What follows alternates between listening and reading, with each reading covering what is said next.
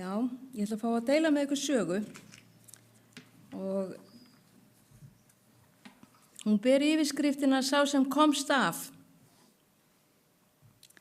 Eldflaugar kljúfa næturloftið. Mistur grúfði yfir jörðinni allt í kringum okkur og sendi frá sér smá óhreinindi. Ég var þarna með Jim félaga mínum. Ég hafði gengið í gegnum nokkrar árásir í Víetnam sem hver sig var ógnvekjandi, en í þetta skiptið var það öðruvísi. Eftir aðeins 2 vikur og þá átti ég að fara heim til fjölskyldu minnar. Við óttuðumst öll að við gætum fengið skot í okkur rétt áður við áttum að fara heim. Við höfðum séð menn drepna daginn áður en þeir áttu að fara og ótti okkar var orðin eins konar hjátrú. Kvöldi fór ég virkilega að hugsa Guð. Ég hafði fengið bréf frá konunni minni nokkrum dögum áður þar sem hún sagði mér að hún hefði verið að fara í kirkju 7. dags aðventista og hefði beðið fyrir mér.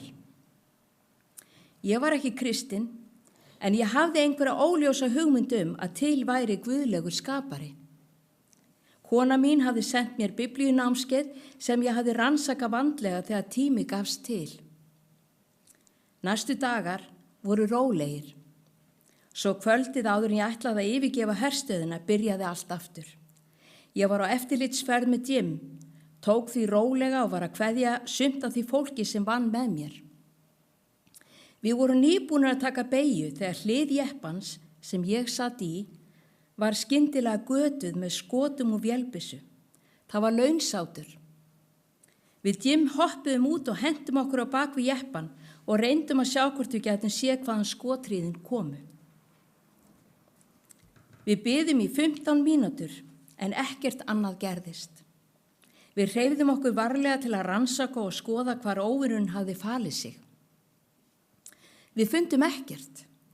Fórum aftur að jeppanum og fórum að athuga hann. Farþega megin var jeppin eins og gatasigti. Við Jim horfðum undrandi á hvorn annan. Geturðu útskýrt hvers vegna hvoru okkar varð fyrir skoti? Spurði ég að lokum. Þú sagðir mér fyrir nokkrum vikum að konan þín var að biðja fyrir öryggi þínu. Mig grunar að góði drottin hafi svarað bænum hennar. Með réttu ætti þú að vera dauður. Aftur í bækistöðinni reyndi ég að hvíla mig. Hins vegar hélt ég áfram og velta því fyrir mér hvers vegna Guð vildi bjarga mér. Ég var alkohólisti, reykti 3 pakka á dag á sígarettum og gat verið mjög ósanngjarn og erfiður. Hvaða gagn gæti ég verið honum? Ég vaknaði við fallegan dag. Ég var að fara á aðra bækistöð. Farangurinn minn var tilbúinn. Ég var meira en tilbúinn til að fara. Ég kom að flugstöðinni 10:30. Þegar ég skráði mig inn með hjálp mannsins á bakvið afgreiðsluborði sagði ég: Flugið mitt 730 sem fer klukkan 1. Gengur ekki allt eins og áætlað var? Því miður félagi, en flugið þitt fór fyrir klukkustund síðan, svaraði hann. Ha? En hún átti ekki að fara strax. Hvernig stendur á því? Engin þekkt ástæða fyrir því, svaraði hann rólega. Þetta leyti misti ég svo sannarlega æðruleysið. Sjáðu til, félagi. Ég á að yfirgefa þennan stað í dag. Ég átti að vera í þessari flugvél. Mér alveg sama þó ég þurfa að ræna flugvél. Ég ætla að fara hérðan. Ég vona að þú og allir aðri hér í kring skiljið það. Hann leit upp úr pappírunum sínum og brosti. Jú, ég skil það. Jæja, þú ert heppin í dag, því að við erum með aðra flugvél sem fer eftir það bil klukkutíma og þú munt geta farið með henni. Eftir að hafa beðið í 15 mínútur sá ég mann flýta sér að skrifborðinu með skelfilega fréttir. Þessi 730 var að hrapa á hálendinu, öskraði hann á afgreiðslumannin fyrir aftan skrifborðið. Einhverju sem lifðu af, spurði áhyggjufulli afgreiðslumaðurinn. Enginn lifði af. Allir borð fórust. Ég stökk upp úr sætinu. Hjarta barðist í brjóstinu. Ég hljóp upp á skrifborðinu. Var það flugvélin sem fór snemma fyrir venjulegan brottfaratíma? Já, vinur. Ég átti að vera í þessu flugi. Ég kom snemma til að ná því en einhverju hluta vegna misti ég af því. Annað lokakall. Ég byrjaði að skjálfa. Ég settist niður og reyndi að róa mig.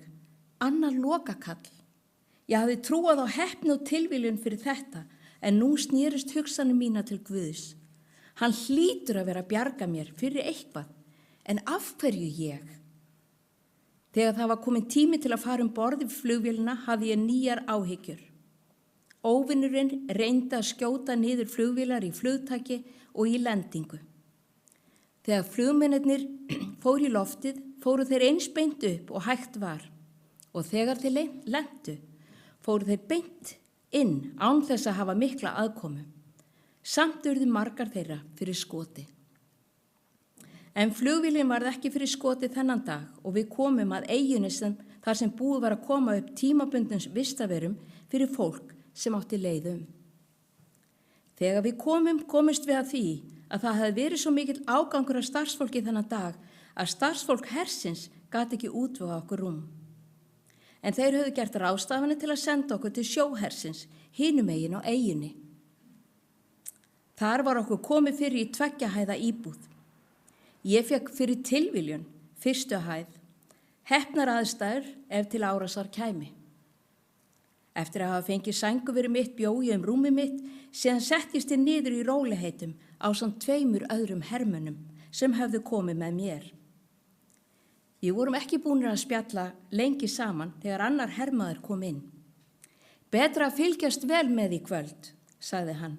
Það gengur orðrómur að við eigum von á skotrið aftur.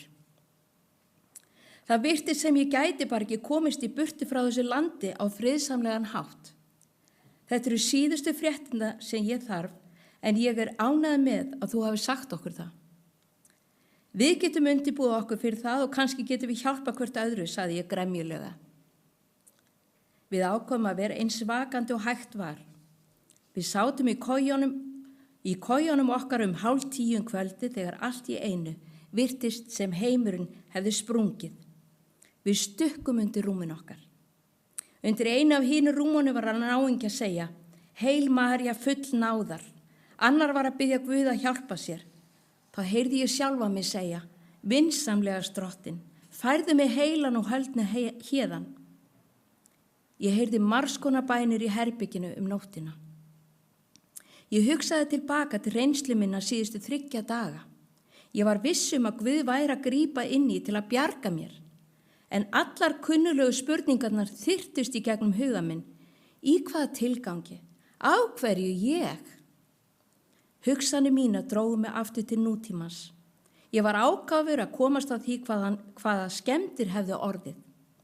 Ég sá læknir fara framhjá og kallaði á hann. Var einhver drepinn eða særður? 4 af hermönnunum sem ætluðu tilbaka með þér eru látnir. Við fundum þá við hinn enda hússins. Það allt sem við höfum getað fundið. Við fórum út. Eldflaug hafði skollið á rétt fyrir neðan glugga minn, en hún hafði ekki sprungið. Ef hún hefði sprungið, hefðu allir í herbygginu dáið. Ég varð eiginlega orðlaus. Ég svo hrættur núna að innra með mér liggur allt á reiði skjálfi. Við skulum fara hérðan áður en hún springur, sagði einn hermannanna.